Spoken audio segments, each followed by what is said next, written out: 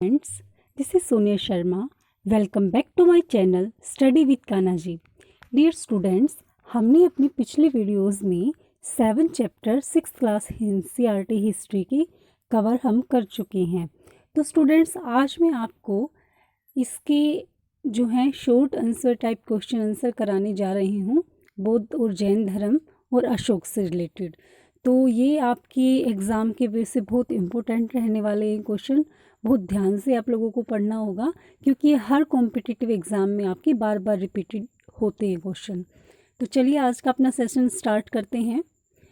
Question number first कि बौद्ध धर्म के जो संस्थापक थे वो कौन थे. तो स्टूडेंट्स, जो बौद्ध धर्म के संस्थापक थे वो थे महात्मा बुद्ध, जिनको हम क्या बोलते थे, गौतम भी बोलते थे. ठीक है, गौतम के नाम से भी हम महात्मा बुद्ध को जानते हैं. अब बात करते हैं इनका जन्म कब हुआ. तो जो महात्मा बुद्ध का जन्म था बच्चों, वो हुआ था 2500 वर्ष. ठीक है. नेक्स्ट क्वेश्चन इज बुद्ध किससे संबंध रखते थे. तो देखिए, जो महात्मा बुद्ध थे वो एक क्षत्रिय थे और जो शाक्य नाम का गण है वो उससे रिलेटेड थे. नेक्स्ट क्वेश्चन है कि बुद्ध को जो है ज्ञान कहाँ पर प्राप्त हुआ था. तो जो बुद्ध को ज्ञान प्राप्त हुआ था वो हुआ था आपके कहाँ पे हुआ था, बोध गया, बिहार में. ठीक है, बिहार में एक किसके नीचे हुआ था, पीपल के पेड़ के नीचे. नेक्स्ट बात करते हैं हम, पहली बार बुद्ध ने अपना उपदेश कहाँ पर दिया था. तो स्टूडेंट्स, पहली बार जो है बुद्ध ने अपना उपदेश सारनाथ नामक स्थान पर दिया था. ओके.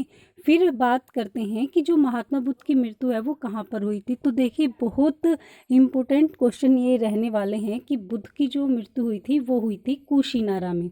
ओके, कुशीनारा में इनकी मृत्यु हुई थी. ज्ञान इनको बिहार में एक पीपल के पेड़ के नीचे प्राप्त हुआ था और ये जो हैं क्षत्रिय वंश से रिलेटेड थे.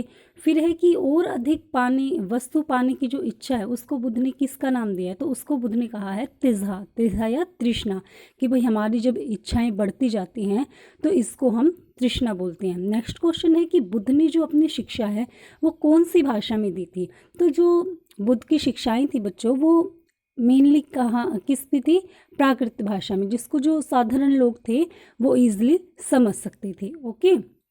फिर है कि उत्तर वैदिक ग्रंथ का हिस्सा थे, उपनिषद क्या थे. तो जो उपनिषद थे बच्चों वो क्या थे कि उत्तर वैदिक ग्रंथ का हिस्सा थे. उत्तर वैदिक ग्रंथ कौन से होते थे, मैंने आपको बताया था कि जो ऋग्वेद के बाद रचे गए थे ना ग्रंथ, उनको हम क्या बोलते हैं, उत्तर वैदिक ग्रंथ. तो इसका जो उपनिषद का जो शाब्दिक अर्थ है वो क्या होता है स्टूडेंट्स. उपनिषद का जो शाब्दिक अर्थ है वो होता है कि गुरु के समीप या गुरु के पास बैठना. नेक्स्ट क्वेश्चन इज कि दर्शन की कितनी शाखाएं होती हैं. तो दर्शन की जो शाखाएं हैं वो होती हैं 6. Okay. Next question is Chandogya Upanishad में कौन से 2 ऋषियों का वर्णन किया गया है. तो मैंने आपको एक बॉक्स के अंदर बताया था कि छांदोग्य जो उपनिषद है उसमें शौनक और अभिप्रतारिण नाम के जो है 2 ऋषियों का वर्णन किया गया है. नेक्स्ट क्वेश्चन है आपका कि जो वो ऋषि थे शौनक और अभिप्रतारिण, वो किसकी उपासना कर रहे थे. तो स्टूडेंट्स, वो जो कर रहे थे सार्वभौम आत्मा की. ओके, किसकी कर रहे थे, सार्वभौम आत्मा की. नेक्स्ट क्वेश्चन है कि पाणिनि ने किसकी रचना की थी. तो बच्चों, पाणिनि ने जो रचना की थी वो रचना किसकी की थी, रचना की थी उन्होंने व्याकरण की. किसकी की थी स्टूडेंट्स, व्याकरण की. फिर बात करते हैं हम कि जो जैन धर्म के 24वें और अंतिम तीर्थकर हुए थे वो कौन थे. तो बच्चों, मैंने आपको पहले भी बताया था कि जो 24वें थे वो थे वर्धमान महावीर, और जो फर्स्ट थे वो कौन से थे, आपके ऋषभदेव जी. नेक्स्ट क्वेश्चन है आपका कि यह किस वंश के राजकुमार थे. जो महावीर जी थे वो थे लिच्छवी कुल के क्षत्रिय राजकुमार. ओके, वज्जी संघ से रिलेटेड थे ये और लिच्छवी कुल के थे, एक क्षत्रिय राजकुमार थे. फिर जो जैन धर्म का जो समर्थन किया था, जैन धर्म को किसने सपोर्ट किया था, मेनली जैन धर्म को सपोर्ट किया था बच्चों व्यापारियों ने. ठीक है, किसने किया था, व्यापारियों ने. फिर है कि जैन धर्म की जो शिक्षाएं हैं वो क्या थी. देखिए, 1500 वर्ष पूर्व गुजरात के वल्लभी नामक स्थान पर ये लिखी गई थी शिक्षाएं. ठीक है. फिर संघ क्या होता है भाई.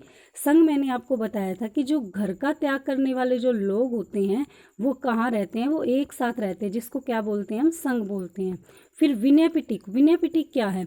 अब विनय पिटक भी मैंने आपको बताया था कि जो विनय पिटक है वो क्या है, एक बौद्ध ग्रंथ है, ठीक है, जिसमें क्या होता था कि जो बौद्ध भिक्षु हैं उनके नियम बताए गए हैं इसमें।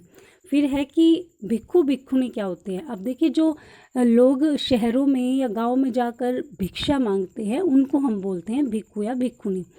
फिर मैंने आपको बताया था कि जो विहार होते थे, जो आरंभिक विहार जिनको हम बोलते हैं, वो किसके बने होते थे।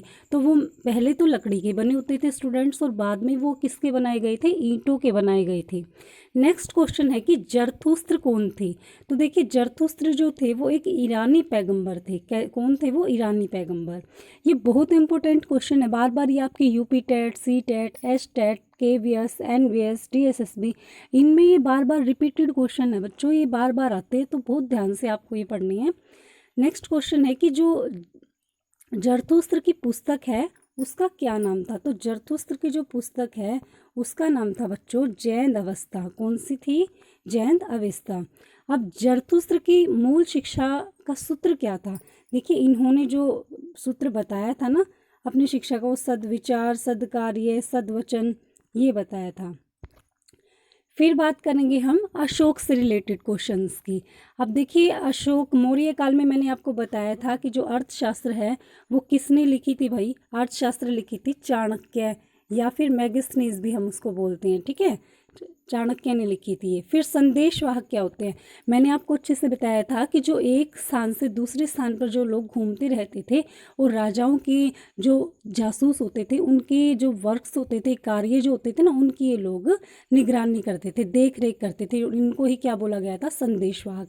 फिर है नेक्स्ट क्वेश्चन कि उत्तर पश्चिम तथा दक्षिण भारत किसके लिए फेमस था। तो भाई देखिए उत्तर पश्चिम जो था वो किसके लिए फेमस था आपका, वो था कंबल के लिए। और जो दक्षिण भारत है वो कहाँ पे, सोने और कीमती पत्थरों के लिए फेमस था, ठीक है, मेनली जो कर्नाटक वाला एरिया आ जाता है आपका।